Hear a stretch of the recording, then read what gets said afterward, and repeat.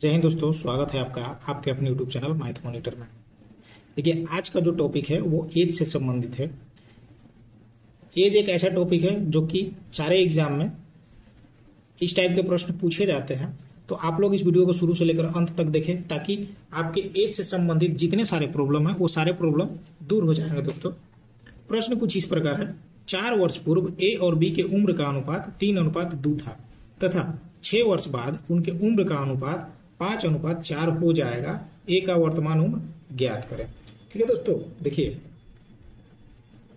प्रश्न में कुछ इस प्रकार से दिया हुआ है। ए और बी दो आदमी हैं। क्या है? ए और बी दो आदमी हैं। ठीक है, और दोनों का 4 वर्ष पूर्व का रेशियो दिया। कितना दिया है दोस्तों?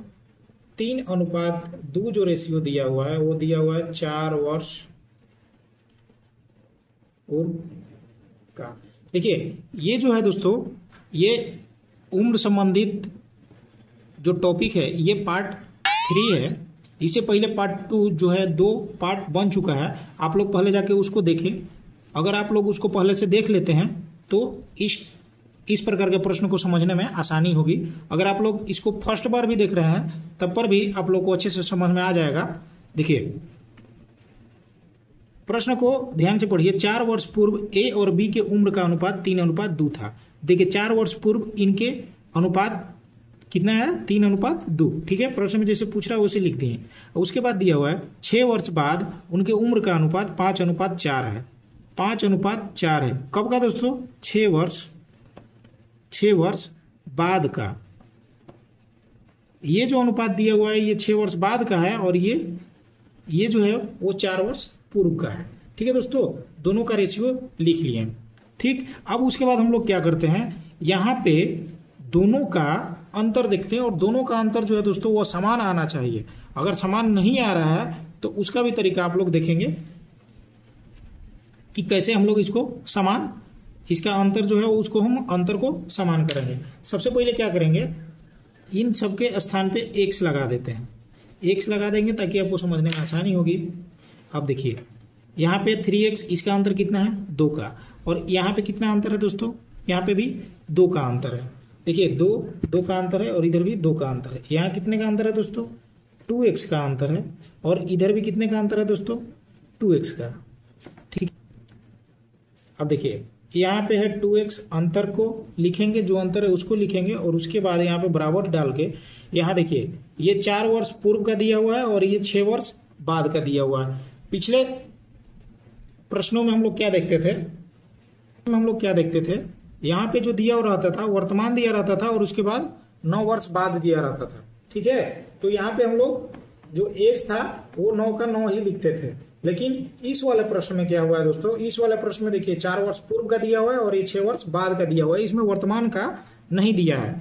तो इसमें देखिए पूर्व और बाद जब दोनों दिया रहता है तो इन दोनों एज को क्या कर देते हैं दोस्तों? जोड़ देते हैं। इन दोनों एज को क्या करते हैं? जोड़ देते हैं। जोड़ने के बाद कितना आएगा दोस्तों? 10 आएगा।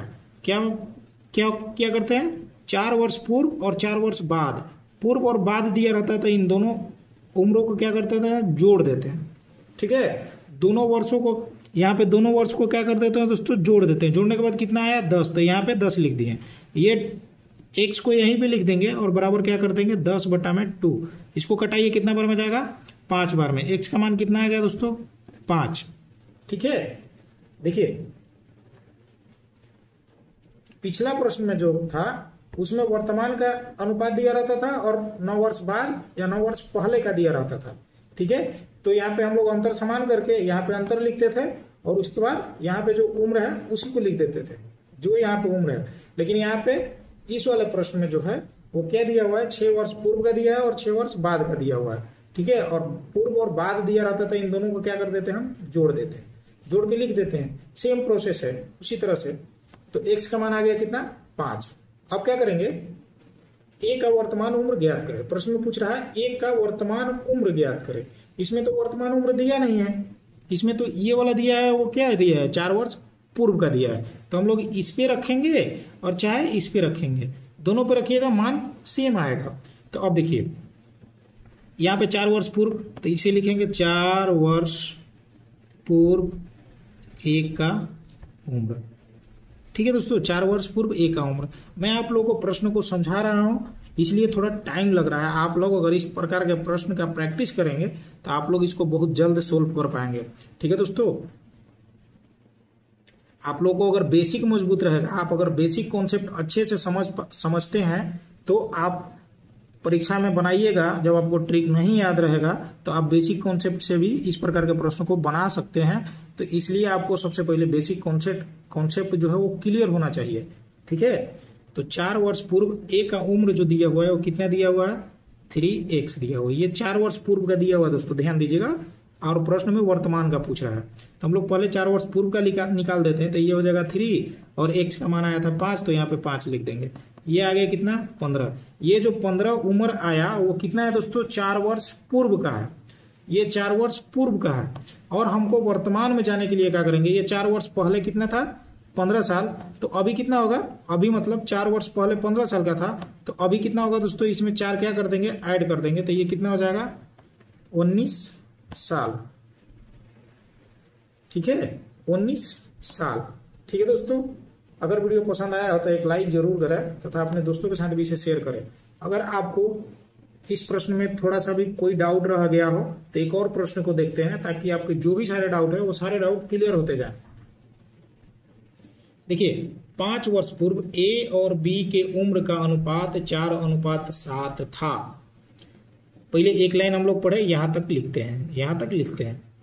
ए और बी जो है वो 2 आदमी हैं और उनका अनुपात कितना दिया हुआ है, 4:7। ये अनुपात कब का है दोस्तों, 5 वर्ष पूर्व का है। 5 वर्ष पूर्व का इनका अनुपात कितना था, 4:7। ठीक है, और 10 वर्ष बाद इनके उम्र का अनुपात कितना हो गया, 7:10। ये कब का है दोस्तों, 10 वर्ष बाद। इसको थोड़ा आप लोग लिख लीजिएगा तो समझने में आसानी होगी। अब देखिए, अब उसके बाद क्या करेंगे, सब पे x लगा देते हैं।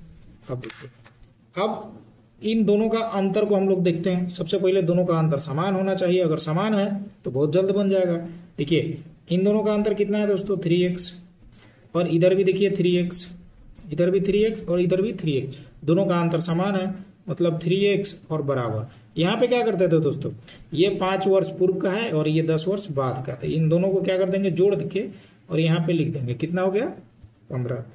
x का मान यहीं छोड़ देंगे और ये जाके इधर कट जाएगा। कितना बार में कटेगा, 5 बार में। तो ये हो जाएगा 5। x का मान कितना आ गया दोस्तों, 5 आ गया।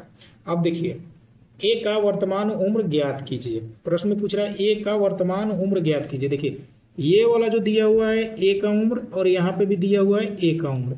ये वाला जो उम्र है वो 5 वर्ष पूर्व का है और ये वाला उम्र जो है वो 10 वर्ष बाद का है। आप लोग देखिए, इस पे भी मान रख के बना सकते हैं और इसमें भी मान रख के बना सकते हैं। दोनों का सेम आंसर आएगा। ठीक है, तो देखिए, इस पे हम लेके चलते हैं a, यानी ये हो गया 4x। ये 4x जो है वो कब का है दोस्तों, 5 वर्ष पूर्व का है। ये a का क्या है, 5 वर्ष पूर्व का मान है। कितना आ जाएगा, 4 गुणे x के जगह पे 5 लिख देंगे यहाँ पे। ये हो जाएगा 20। ठीक है दोस्तों, ये अभी आंसर नहीं आया दोस्तों, ये 5 वर्ष पूर्व का है। ये 5 वर्ष पूर्व का है। 5 साल पहले जब वो 20 साल का था, अभी अगर वर्तमान में उसका उम्र निकालना होगा तो इसमें क्या करेंगे दोस्तों, 5 हम जोड़ देंगे। 5 जोड़ेंगे तो कितना हो जाएगा दोस्तों, 25 साल। यानी a का उम्र अभी कितना हो रहा है दोस्तों, 25 वर्ष हो रहा है। ठीक है, यही हो गया इसका आंसर। देखिए, अगर आप सोच रहे हैं कि इस पे हम मान रख के बनाएंगे, किस पे, 7x पे, तो कोई दिक्कत नहीं है दोस्तों। इस पे भी अगर मान रखेंगे तो आपका सेम आंसर आएगा। देखिए, मैं बता देता हूँ, 10 वर्ष बाद, 10 वर्ष बाद कितना है, 7x। ये a का मान निकाल रहे हैं दोस्तों, a का मान निकाल रहे हैं। ठीक है, 7x 10 वर्ष बाद का है, वर्तमान का नहीं। ये हो जाएगा 7 और x का मान कितना है दोस्तों, 5। तो यहाँ पे 5 लिख देंगे। कितना हो जाएगा, 35। ये जो है 35 जो है वो क्या है, 10 वर्ष बाद का है। क्या है दोस्तों, 10 वर्ष बाद का है।